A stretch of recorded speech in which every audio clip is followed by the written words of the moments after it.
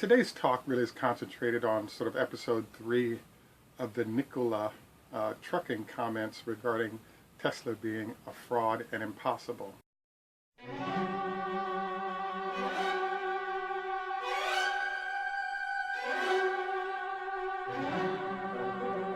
Today's talk is a little bit different because one of the points that I kind of looked up was Elon Musk's comments regarding sort of the costs related to his batteries and when they would get to sort of break even and profitability on it.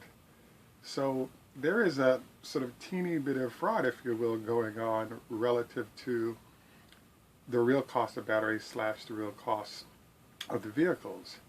And what I mean by that is that I kind of have an interesting illustration for you. So I was at Google headquarters a couple of years ago, and we were watching as they were building up Google Shopping Express. And one of the problems that shows up is if you have, so there's an airport called San Francisco Airport, and it's about 25 miles from Google's campus.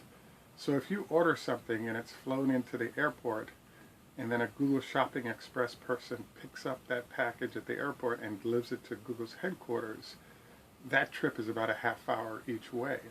So now if you look at all the costs, it's an hour of time, the insurance on the car, the wear on the car, the oil changes, all these costs come together.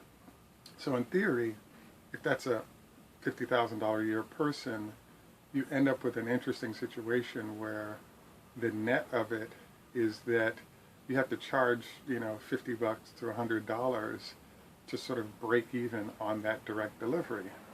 Now let's look at the exact same package, but this time with a UPS bin that's come in. So a UPS driver may pick up at the airport, but the average delivery for a UPS driver on a daily basis is 150 pickups and drop-offs. During Christmas season, it's closer to 300. So now all the time and all those other fixed costs are being spread over an incrementally larger number of packages being delivered. So Google Shopping Express, I think, is doing okay, but basically one of the problems they ran into is until they got to economies of scale on pickups and drop-offs, there's a money loss that's going on there until you get to scale, in essence. So let's switch over now to the Tesla situation. What Elon Musk alluded to is the fact that you've been seeing Model 3s, you've been seeing trucks on the move. The raw costs / profitability of the 18650 battery is known because those are being manufactured at a certain price, shipped here, and then you have scaled deliveries or production happening with those being baked into cars and then shipped out. So we know those numbers.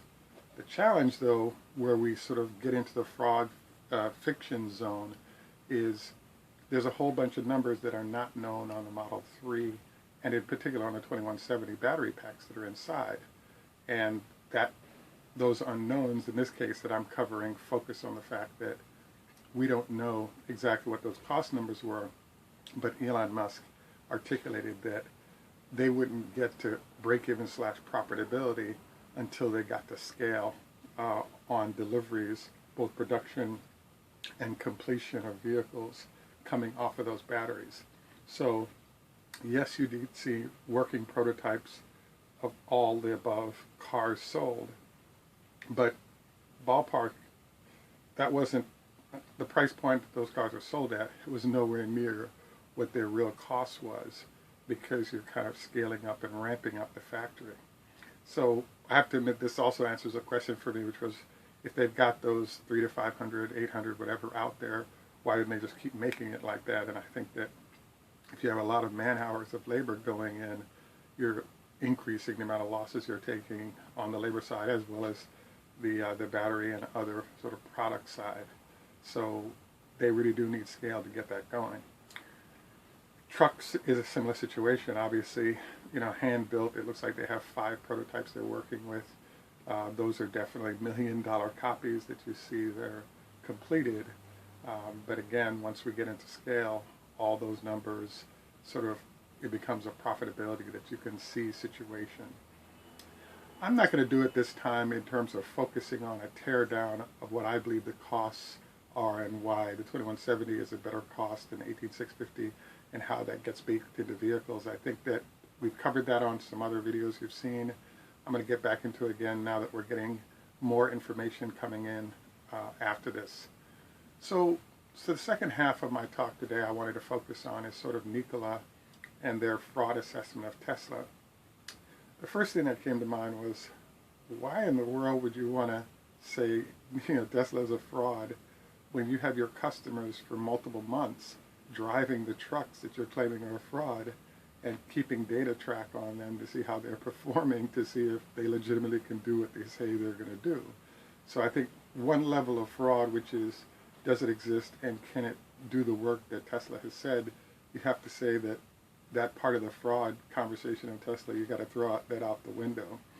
The second part of that is that I would, if I were the Nikola executives, I'd try to sort of modulate or attenuate my sort of fraud assessments on Tesla, because you're sort of, once customers have gone in and once customers have carefully tested the vehicles and once customers have laid down hard cash to get in line and have sold out the product line of that company, you probably want to think about another tactic, because you're in essence saying you're a stupid customer for signing to purchase this, and so you may be screwing up your opportunity to come back should their solution not be as efficient as thought. The third thing I wanted to note is, and I'll probably introduce a few photos of this, is one of the weirdest part of the Nikola versus Tesla sort of tete-a-tete has been watching how Tesla / Elon Musk handles introduction of products versus how they're handled by Nikola. In the case of Tesla, you'll notice that he may bring 1 or 2 employees out because they're operating in functions, but he controls the stage by himself.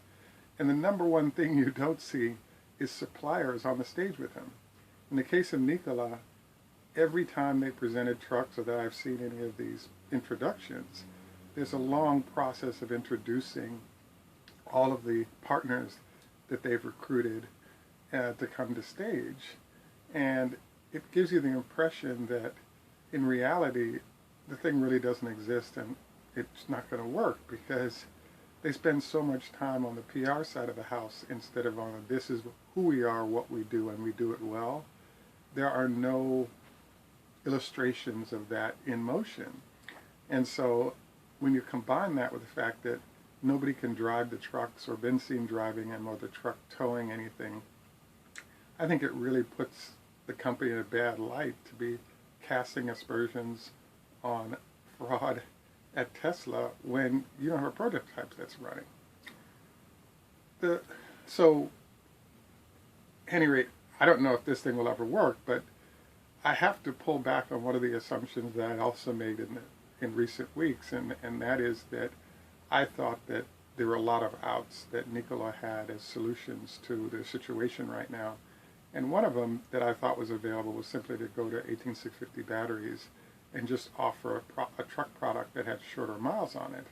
And while that's a viable thing to perhaps build, the problem you have is as soon as you jump down in range, your number of competitors exponentially increases. And not only do you have competitors, but in that range is Cummins on the new truck they just introduced, and all the other entities that are operating in that 1 to 200 mile range, be it in China, Europe, or in the United States, all become strong competitors that cut off your access to markets or market share, and frankly cut off your access to perhaps having a real chance of any success. So I perhaps now understand why they're still pushing the hydrogen plan to get the range to go with the battery and still stay in the EV clean space. The thing about it is, though, that they're battling against some huge R&D budgets and entrenched players who aren't going to take, market share loss lightly. They may have to take it from Tesla because they don't have the battery power to go after a 500-mile truck, but they sure won't take it from a company that, really doesn't have any working products for anybody to drive, and they already have the market share and customer relationships in place for a long time. So I'm fascinated because I want Nikola and anybody else that's going to bring clean solutions to market to succeed. I'm just really surprised to watch sort of the operating plan they're working on, namely throwing out the fraud comments when customers are driving the so-called fraud product and testing it. You know, it just seems like the height of stupidity. I will agree, as I said earlier, that to some extent Elon Musk called himself out in that until they get to scale, they're losing money, and he kind of admitted that. And this also adds to, if you will, the quote-unquote cash burn that Nikola or Tesla is experiencing. But I do believe that they have the infrastructure between the Gigafactory and what they've built out at the Fremont plant to get the job done. Will they? Maybe, maybe not. The other caveat is, if in fact there's any more delays or an extended delay on the Model 3 side, the fact that the whole truck production process is a lot more per vehicle revenue, that might actually be an out in terms of a backup plan for what to do if any delays keep occurring on the Model 3 side. Look forward to your comments on this. This is Greg for Tesla Fan Insight. Tschüss, macht's gut. Au revoir, Lehit Rahot. Please like and subscribe.